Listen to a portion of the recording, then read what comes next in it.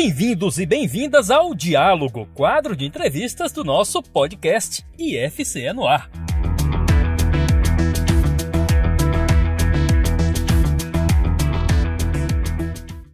Olá, meu nome é Andressa Souza e hoje nós vamos dar continuidade à nossa série de diálogos sobre o impacto da inteligência artificial.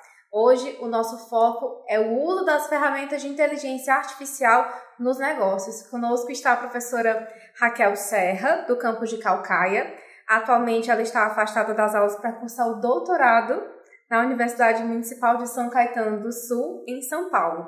Ela é graduada em Administração de Empresas e teve a dissertação de mestrado com o tema de Internet e Relacionamento da Empresa com os canais de venda. Então, esse tema de tecnologia e empreendedorismo e negócios e discussão de como tudo isso impacta na vida de uma empresa, de um empreendedor, já está no seu currículo há bastante tempo, né, professora Raquel? Seja bem-vinda. É verdade. A IFCE no Ar. Andressa, é um prazer revê-la, né? É um prazer estar aqui fazendo esse podcast junto com você, viu? Eu espero que as pessoas tenham um ótimo proveito, né? Então, como a gente... Há muito tempo, né, essa questão da internet nos negócios já é um ponto de curiosidade para mim, sim. Na época do mestrado, realmente foi um campo onde eu pude pesquisar na época, né? Inclusive porque a tecnologia da informação, no geral, redefine a forma como uma empresa trata os seus negócios, redefine a forma como as empresas fazem negócios, isso desde que as primeiras tecnologias foram implantando e atualizando. Então, não é algo que vem desde que a gente começou a colocar a internet dentro da empresa e hoje vem com serviços de mobile e agora as tecnologias de inteligência artificial chegam para mais uma atualização, mais um upgrade. Então, a tecnologia da informação já pode ajudar as empresas para ganhar visibilidade, para ter operações mais acessíveis, mais rápidas, pode melhorar nos processos internos e na entrega de serviços. Então, hoje em dia, com essas ferramentas de inteligência artificial generativa, como, por exemplo, o ChatGPT e tantas outras, como essas ferramentas estão afetando ou podem afetar no futuro próximo as empresas brasileiras? Vamos pensar no nosso cenário mais próximo, mais local. Bem, Andressa, realmente as tecnologias, né, a inteligência artificial, ela é das ciências da computação, né, sobretudo, e ela utiliza a tecnologia para aplicar análises mais profundas, cruzamento de dados, coleta de dados, né? Se utilizando da lógica e se utilizando do chamado learning machine, né? Que é a máquina aprendendo a fazer as coisas por ela mesma, né? Então, isso com certeza otimiza muito tempo, otimiza muito informações, evita muito desperdícios, aumenta, sim, as produtividades, né? Aumenta o alcance comunicacional com clientes, para além da questão espaço-temporal, né? E a inteligência artificial, ela interpreta os dados, interpreta as informações, né? De uma forma extremamente autônoma, né? Eu me lembro que há um tempo atrás levantou-se a questão de que talvez houvesse desemprego em massa, né? Houve um certo medo na sociedade, no mundo, né, em relação a isso. De fato, isso não foi bem isso que aconteceu, embora a gente saiba que gerou, né, algum desemprego. Mas, de fato, também gerou-se uma nova forma também de empreender, né? Então, se por um lado, talvez tirou alguns empregos, por outro lado, as pessoas tiveram que se reinventar e pensar novas formas de negócios a partir da inteligência artificial e agora generativa, né? Inclusive, essa temática dos impactos das inteligências artificiais no trabalho e nas relações de trabalho foi tema do nosso último diálogo sobre inteligência artificial, a gente conversou com a professora Artemis Martins, do campus de Canindé, sobre essas relações de trabalho, como elas se modificam e podem se modificar a partir da implantação das inteligências artificiais. Então, para você que está nos ouvindo, para você que está nos assistindo, se não tiver conferido esse episódio ainda, pode também procurar no seu agregador de podcast favorito ou aqui nos arquivos da TV IFCE. Como a inteligência artificial ela é capaz de melhorar a eficiência, produtividade e capacidade de entrega nas organizações quando ela é incorporada como uma ferramenta de inovação na corporação. Como é que ela pode contribuir nesses aspectos? Andressa, ela contribui assim em muitos aspectos, porque, por exemplo, tarefas que seriam muito repetitivas e tomariam muito tempo de um funcionário, elas foram automatizadas, né? Então, a gente hoje tem as assistentes virtuais, né? Quem tem aí os seus celulares já está familiarizado com a Siri, né? Com a Alexa, virou também algo, né, de muito alcance, e a gente obtém muitas informações com a Alexa. O Google Assistente também tem, né, sua plataforma. Os chatbots, né, são aqueles chats que, quando você entra num site querendo algum atendimento daquela empresa, sempre tem aquele chatzinho, aquela assistente virtual ali. Geralmente ela trabalha já te adiantando aquelas perguntas mais frequentes. Então, você coloca ali algumas palavras-chave de dúvidas mais frequentes, digamos assim, ela já te dá respostas automatizadas. Então, isso já vai otimizando muito a relação de uma empresa com uma clientela em massa, né? Como é o caso de muitas empresas. São muitos clientes, dezenas, centenas, que não conseguem ter um atendimento tão personalizado assim, né? Diretamente com pessoas num primeiro momento, né? Então, passa por esse crivo dos chatbots, né? Que vão ali tirar as dúvidas mais frequentes, e também, enquanto tem aquele tempo de espera até você ser redirecionada para uma pessoa, de fato, que fala com você de fato, né? Então, tem um lado bom, a gente há de convir que é preciso ter equilíbrio no uso disso, porque, de alguma forma, quando a gente conversa com as pessoas, a gente nota as pessoas um pouco cansadas, esse atendimento tão distante, ou de ter que passar por tantas etapas até conseguir falar com alguém, né? Ou pelo excesso de telefonemas automatizados que a gente recebe de algumas operadoras, né? Acho que tem alguns setores de negócios em que isso está mais normalizado, vamos dizer. Você falou agora, principalmente, de ligação, de operadoras de serviços de internet, de operadoras de serviços telefônicos, de operadoras de serviços de saúde. Você passa primeiro por uma grande etapa de um crivo de maquinário, uma grande etapa de separação através das tecnologias, até você finalmente conseguir um atendimento humanizado, cartão de crédito. E às vezes é urgente, né? Exato, e às vezes é isso que leva a gente também a pensar do equilíbrio.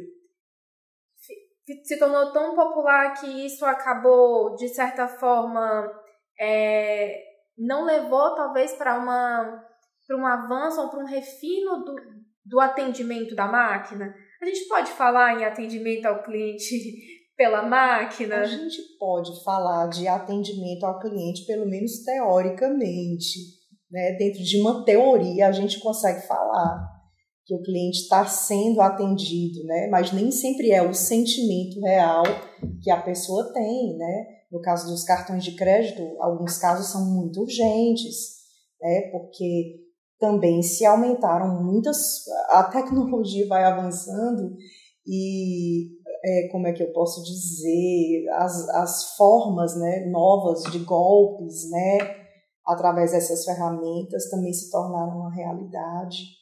E às vezes a gente precisa de uma urgência para bloquear o cartão, né, e não consegue ser atendido. Então, as empresas realmente, muitas vezes, vão precisar dar um passo atrás e rever essa coisa automatizada, mas jamais poderemos dizer que é algo que a gente possa voltar realmente atrás, efetivamente. Porque essa questão, né, da inteligência artificial entrou na nossa vida e isso é realmente irreversível. É algo até que em alguns outros quadros aqui do diálogo a gente vem discutindo que a inteligência artificial ela já estava imersa na nossa vida com essas assistentes virtuais, é algo que a gente já está acostumado a pedir pro Google colocar um caminho mais fácil, pro Waze colocar o caminho com menos engarrafamento, a gente pede para a Alexa fazer um lembrete quando chegar em casa de fazer determinada coisa, mas agora, com as inteligências artificiais generativas, com as que são capazes de criar alguma coisa, mesmo que em cima de outras, mesmo que em cima de um banco de dados, ela não está criando de forma criativa, original, ela está reproduzindo modelos em que ela aprendeu. Parece que agora é que está chamando uma atenção mais generalizada de algo que já vinha fazendo parte da nossa realidade. Inclusive porque os negócios, as empresas usam essas ferramentas como ferramentas de negócio já há um tempo. Então, o chatbot não é uma novidade, o atendimento informatizado da operadora telefônica também não é uma novidade.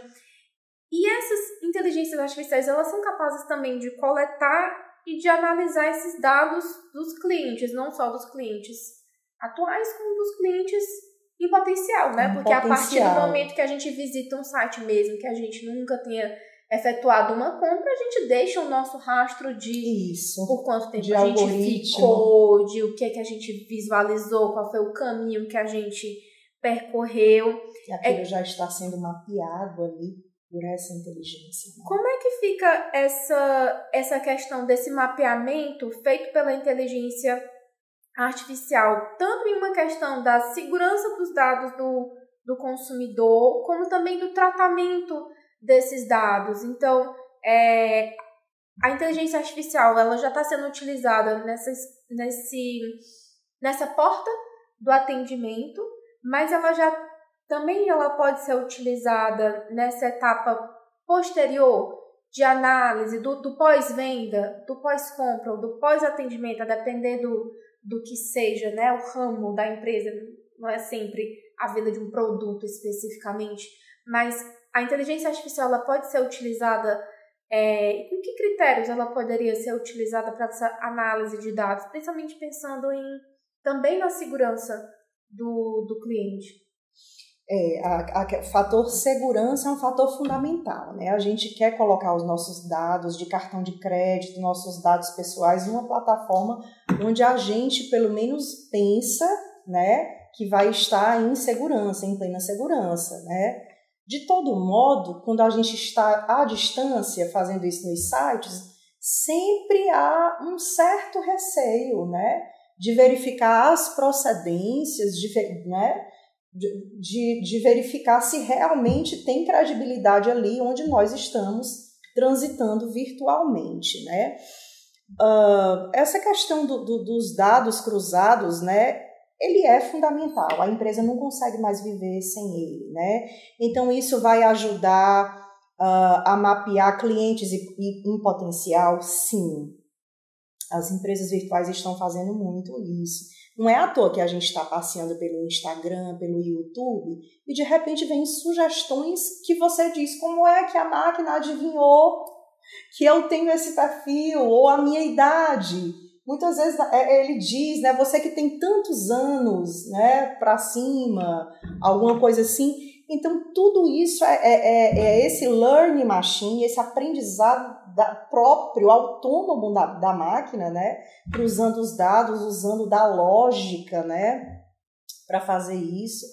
E na questão empresa-cliente, ele é fundamental. A gestão financeira é fundamental, mapear o comportamento financeiro dos clientes, né? Não é à toa que te ligam oferecendo cartão de crédito. Houve um mapeamento do teu comportamento financeiro, né?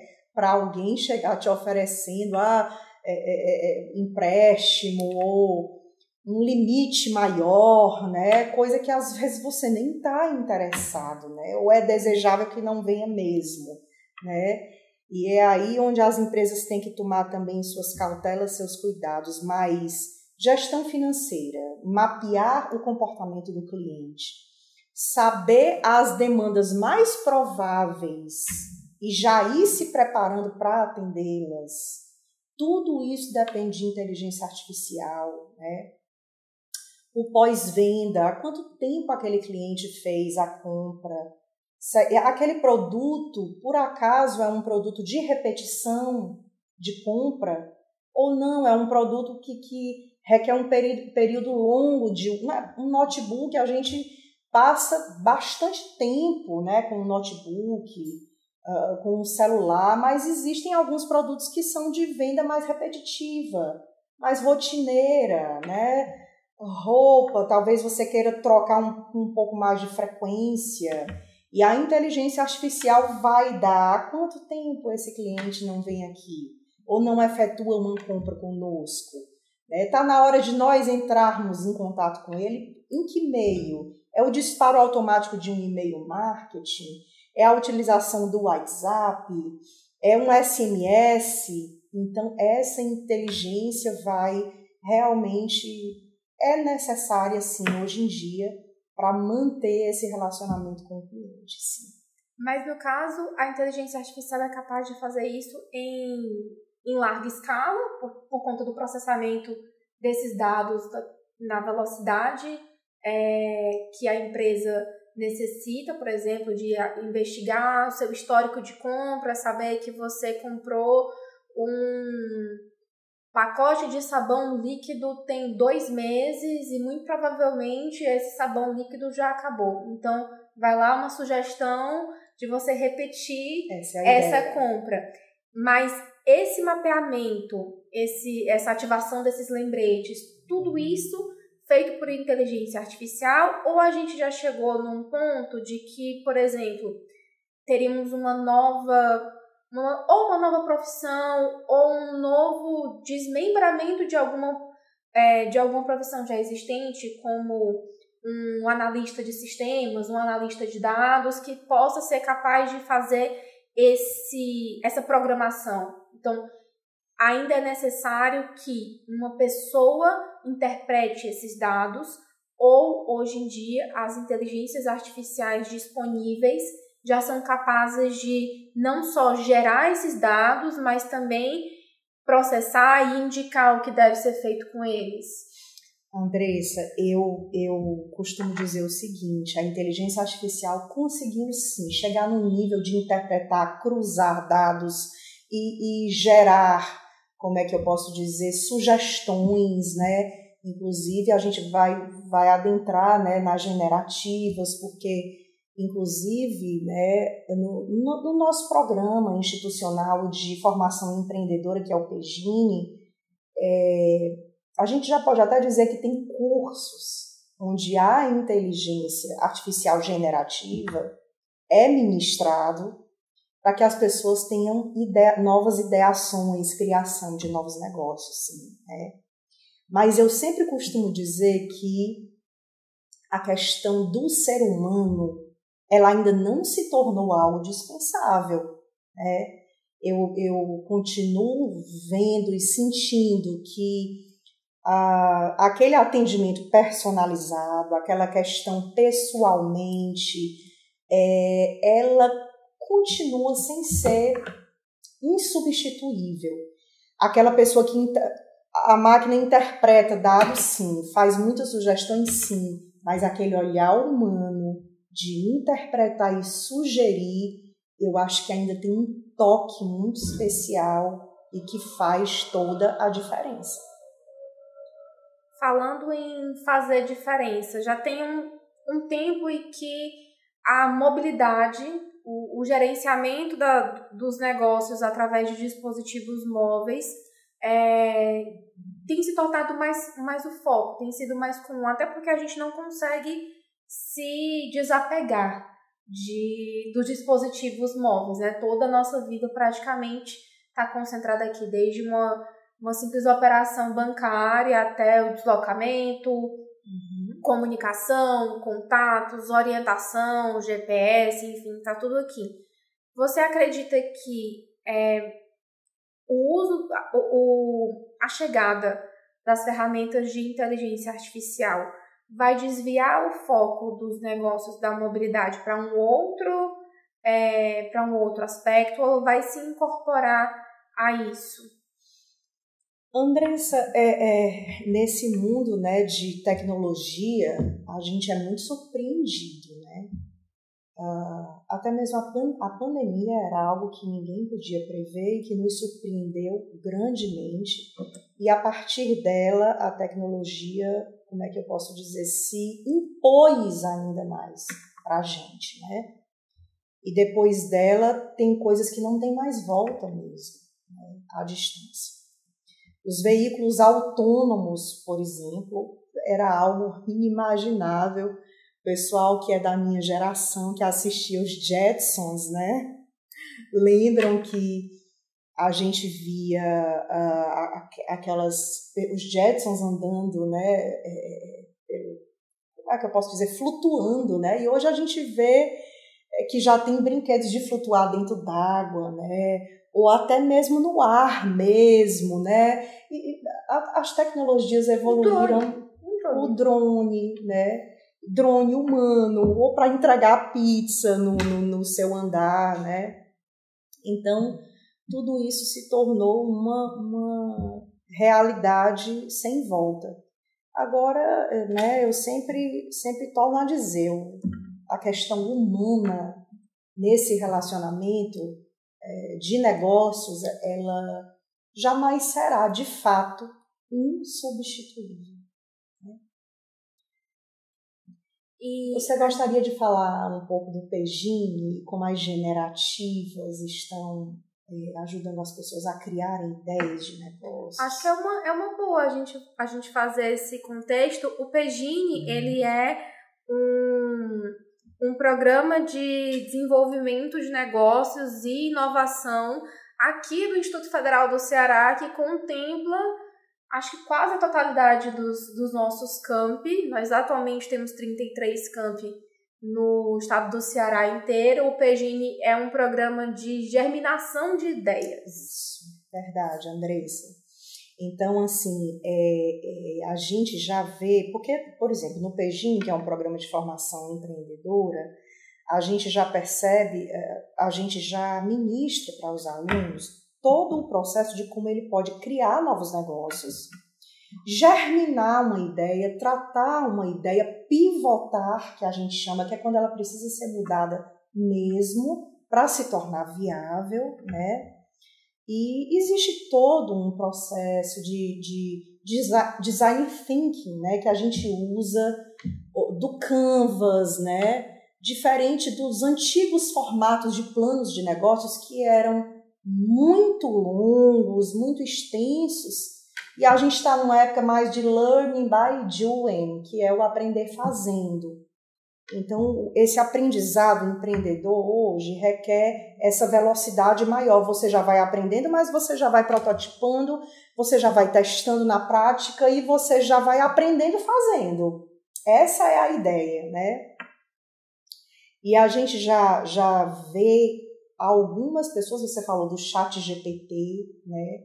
E já tem alguns profissionais especializados, né, em inteligência artificial generativa que estão dando cursos de design thinking utilizando o ChatGPT para isso, né?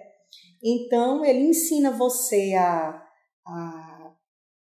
refinar ideias, né? Agora, vale ressaltar, Andressa, que o ChatGPT, até mesmo o Bing da Microsoft, que nós utilizamos, né, há pouco tempo para fazer uma logomarca de um evento, e ele deu lá 4 opções, né? Eles requerem da gente, como é que eu posso dizer, um input de informações muito especificado, muito detalhado, para que ele possa entender realmente o que a gente quer e gerar aquela resposta especializada. Então, desses cursos que eu estava falando, né, de inteligência artificial generativa para o uso de empreendedorismo, né, já se pode refinar uma ideia, criar uma persona, que é aquele possível público-alvo definido de forma mais específica em seus gostos, comportamentos, suas preferências, né, seus desejos.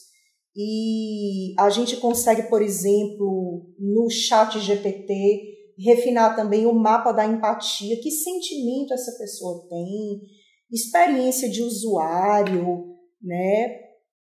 Mapear possíveis, porque uma coisa que a gente chama no empreendedorismo é dor e remédio, dor, solução. Né? Empreender seria o quê? Identificar dores reais de mercado, lacunas existentes que ainda não foram atendidas, para que a gente possa, daí, a partir da dor de um público, criar essa solução. Né? Então, o ChatGPT poderia, sim, ali, né, do zero desse cruzamento altamente inteligente, automatizado, autônomo, gerar, lhe ajudar no refinamento e na geração de ideias, sim. Mas tá? é sempre lembrando que a ideia parte do ser humano, a inteligência artificial só faz refinar e te dar ela te rebate, sugerindo outras coisas para que você continue aperfeiçoando a partir disso. Mas o input inicial é do ser humano. A gente já tangenciou um pouco desse assunto numa pergunta anterior, mas eu queria voltar aqui à questão dos golpes, os golpes online, principalmente, né? Então, antes da pandemia já existia, então já era aquela coisa, o brasileiro conhece aquele golpe de uma pessoa que te liga e dizia que tinha sequestrado seu filho, sua mãe, sua prima, e a partir disso aplicava, queria uma transferência, alguma coisa para libertar a pessoa. Disso para a internet evoluiu para clonagem do WhatsApp, para clonagem de Instagram, de perfis grandes, além de outras modalidades de golpes, de fraudes que, enfim, vão também se renovando à medida que outras tecnologias vão avançando e vão permitindo, principalmente com essa questão de segurança e vazamento de dados.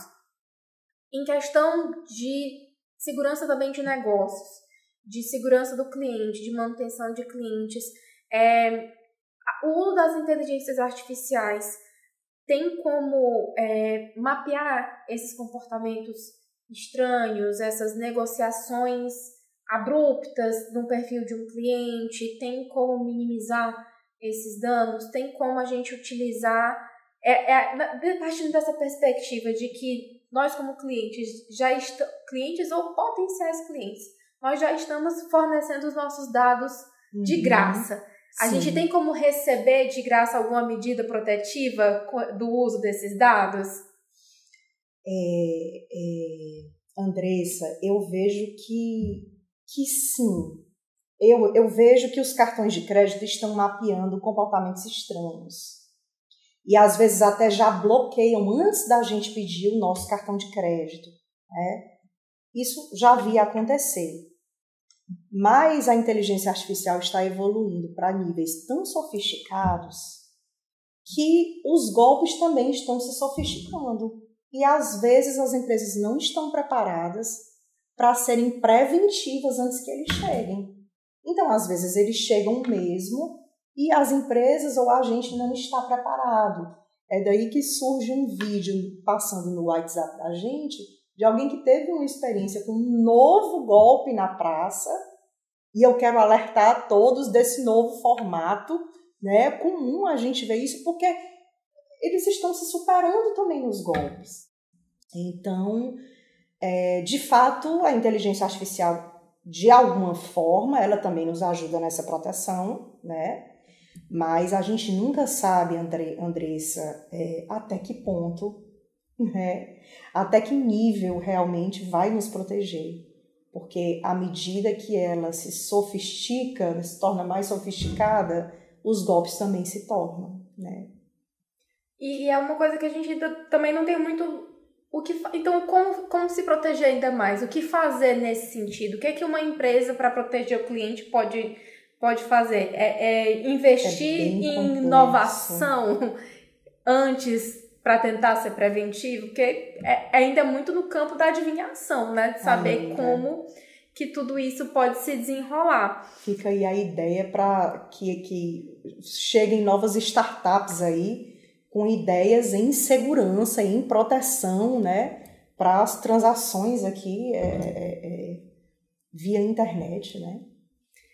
E outro ponto que eu queria destacar, lembrando desse período pandêmico, é que nós e as empresas, o negócio, o mundo inteiro foi forçado a se voltar para a internet, mesmo que nunca tivesse pensado sobre isso antes. Então, até o vendedor ambulante que tinha uma barraquinha, a senhorinha que tinha uma lojinha na esquina, o mercadinho pequeno, mesmo que fosse de uma comunidade menor, mesmo que nunca tivesse pensado em ir para a internet, foi forçado a se tornar online por conta da pandemia. Então, para o bem ou para o mal, a maior parte dos negócios hoje em dia, se eles já não nascem dentro da internet, eles se apropriam da internet para o seu fazer negócio em produção, em distribuição, em logística, em diversas etapas.